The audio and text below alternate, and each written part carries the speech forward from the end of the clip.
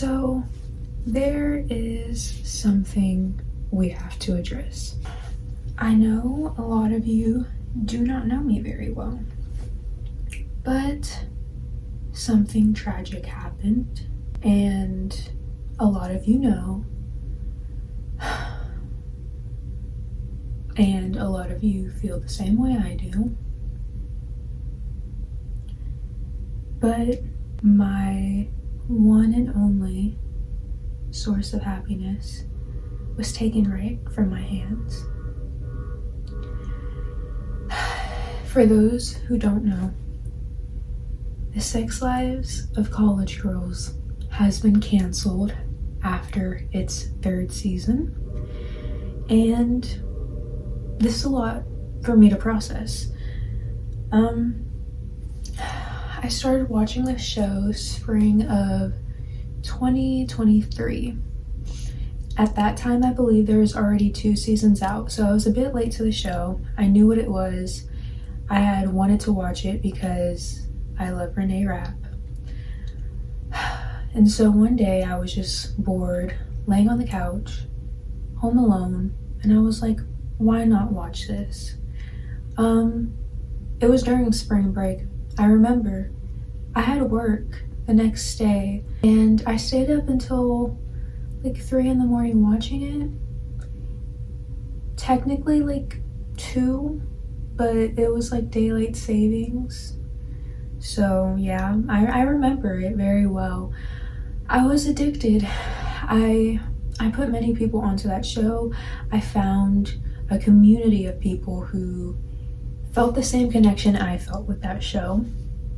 I watched it while I was freshman in college, at community college, and once currently I'm a junior now in college. Once I came to an actual university, I realized that nothing can quite compare to that TV show. It's not like it is here, but nonetheless, I still held it near and dear to my heart. When the writer's strike happened, I was deeply saddened that my hands were not going to be able to touch season 3 for an extended period of time. But it was fine. It was fine. Anyway, once season 3 was coming out, I was very excited. I was very interested on how the whole Renee Rapp storyline was going to go down with her leaving. I quickly realized from the first 2 episodes that the tone was different for season 3, but I persevered. I persevered through it. I was like, come on, like, it's gonna get better. And I know a bunch of people stopped watching because Renee left, but that was not me. Although Leighton was one of my favorite characters, Kimberly is my second favorite, so I was like, I still have Kimberly. And I love Layla and Kanan. Anyway, the writing was very, very different. Yet I still stayed. I still stayed because it's like when your friend's going through like a new relationship and she starts acting different. You're still gonna stay her friend. Like, you know, like, okay, like they're gonna break up and she's gonna go back to normal. That's how I felt with season 3. I was like, okay, they're gonna get season 4. They were just like, they didn't know what to do with the whole Renee Rapp. Maybe the writer's strike like caused some things, like all that. Anyway, as the episodes went on, it did get a bit better. I mean, the way they formatted the storylines for each episode was still not up to par, but whatever. It still just came together. The last episode was incredible. Just in Casey, people grew, like, their love for Casey grew as it did for me. Like, I need a second.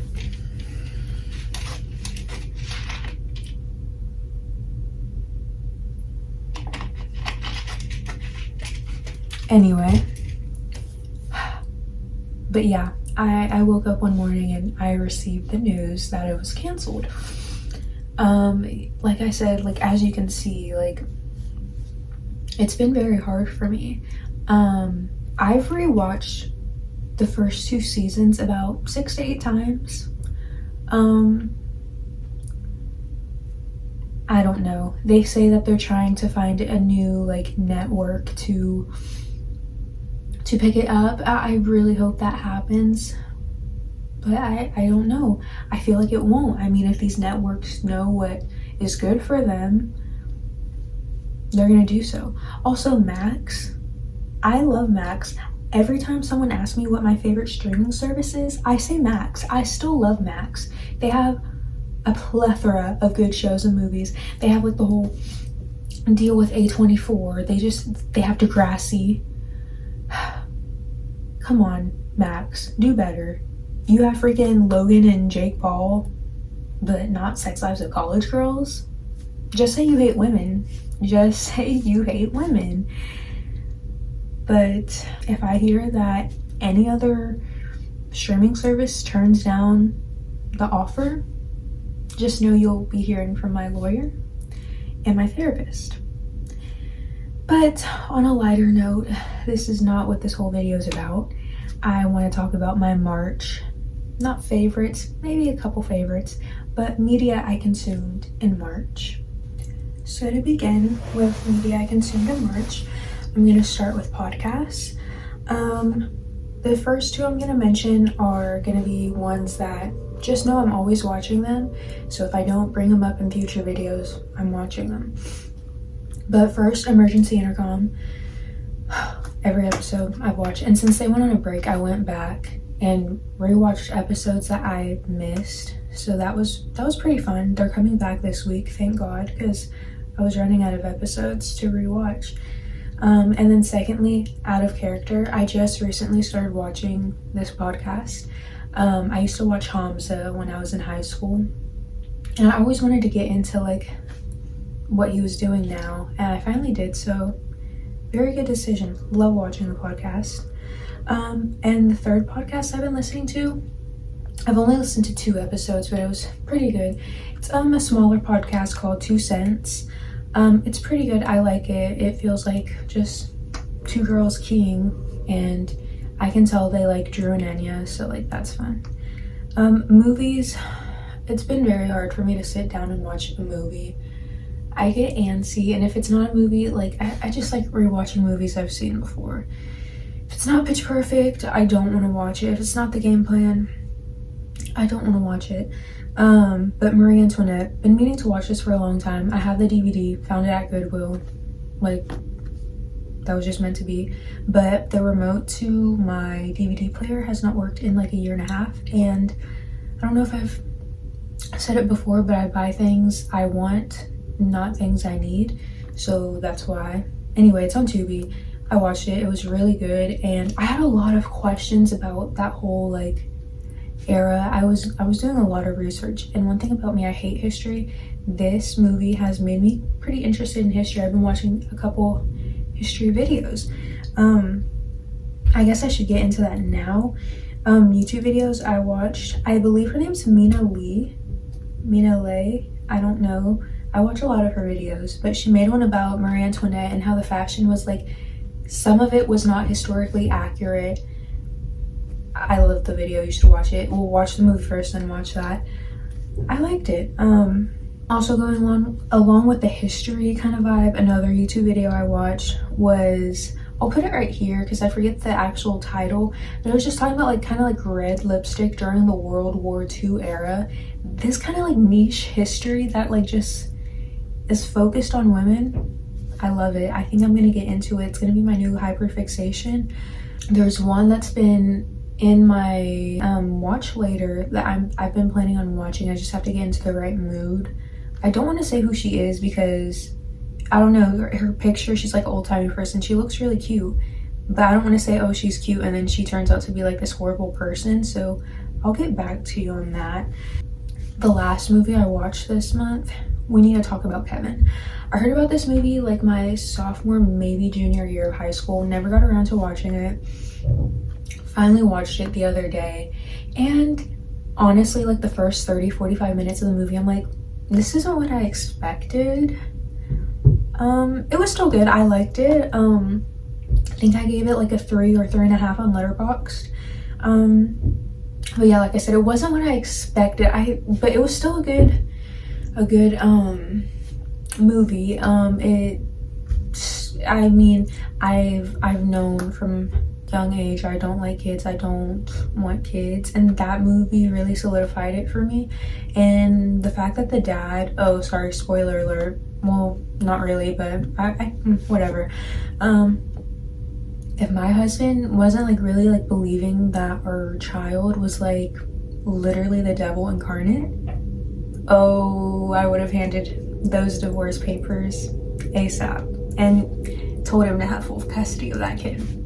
Anyway, shows. Well, first off, I love Real Housewives of New Jersey. Watched all like 14, 16 seasons of it. I forget how many there are. Watched it all. So good. Love Teresa Giudice and Dolores Catania. And so I was like, I'm gonna watch another Real Housewives show. And I know I really want to watch Beverly Hills. I know I really want to watch Atlanta, and I hear that New York is really good. But I was like, those are very long. I know Salt Lake City is newer. There's only like 5 seasons, and like I can get through a season in a week if I'm not that busy. So like, let me get through that and then start one of the longer franchises. I watched like 1 or 2 episodes. They're a bit weird. I don't know how to explain it.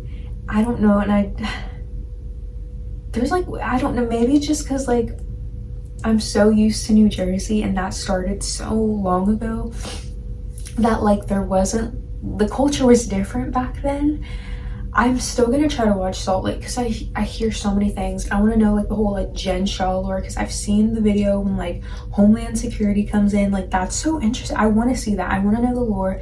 I think she's like her like where she's not stationed, not deployed, where she's incarcerated is like in Texas, and I live in Texas.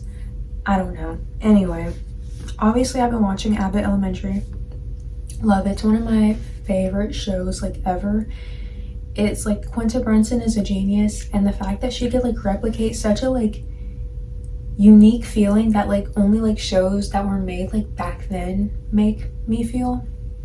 Just thank you, Quinta Brunson. Also, lastly for shows, White Lotus. Love White Lotus. This season has been interesting. It's a bit different. It's a little bit more like little by little. I honestly thought this season was gonna suck. I was just like, I don't know, but I like it. I don't know anyone's name though. I know Piper. That's literally it.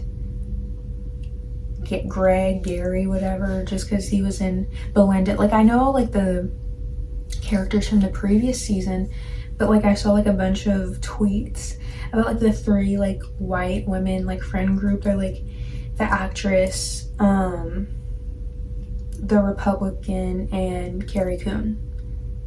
I don't know. Like I don't think anyone's like learning names this season. Like I can't even remember the mom's name, and she's like, everyone talks about, what is her name?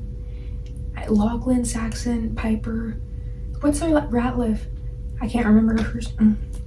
Anyway, when it comes to music, I've been listening to quite a bit of Nessa Barrett, which I really don't listen to her like that, but I guess she just put out Aftercare, her album. It's pretty good. Only listened to a couple songs though, but I do want to get into it more because it did sound pretty good. Tate McRae's new album, So Close to What, that was pretty good. Like I said, it takes me a while to listen to a whole album, but my favorite so far are Revolving Door, Blood on My Hands, and Two Hands. Next, Role Model, Kansas Anymore, or Kansas Anymore Deluxe, whatever you want to say. When this album first came out, I liked it. Like I didn't listen to it much, but I was like, oh yeah, these songs are good. I like them. Oh wow. Just give me a couple months and I listen to Oh Gemini probably like 14 times a day. It's the best song ever written. I want to say this is one of the best breakup albums I've ever heard. some of my favorites: O Gemini, Bold Recliners, The Dinner. I love Slip. I like everyone on that album. The Longest Goodbye. But yeah, O Gemini, The Dinner. I feel like The Dinner's pretty underrated. But yeah. And then Jordana, I only really listened to her with like her joint album with TV Girl. But then I heard one of her songs on TikTok and I was like, whoa, this is really good. So I went and listened to her new album. Oh my god, I've been missing out. Everyone go listen to her right now. Then I started listening to her whole discography. She's a genius. I love her. She has really good music. And then Greer, I've been listening to their new album. I like the promo they did with like them just like in the window of like the Heaven store in LA. That was pretty funny. But yeah, y'all should go listen to that. Articles, I only really have like one kind of like article I read. I do have like a list of articles I've been meaning to read, so hopefully in the next video I have more to talk about. But Isabel May on Substack, she's cute. I just like seeing what she does like in a week or a day. Recommend. Love Substack. And lastly, I just looked at a YouTube video, the Rebecca Black Boiler Room set. I talked about Boiler Room sets like in my last video, and I was like, I want to start listening to one. I saw Rebecca Black, so I was like, let me listen to hers.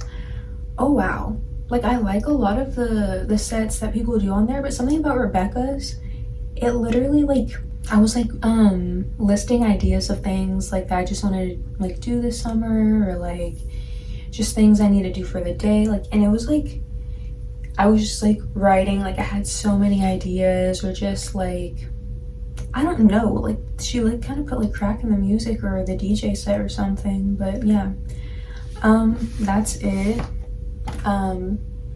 There's any like petition for sex lives of college girls, let me know. Other than that, bye.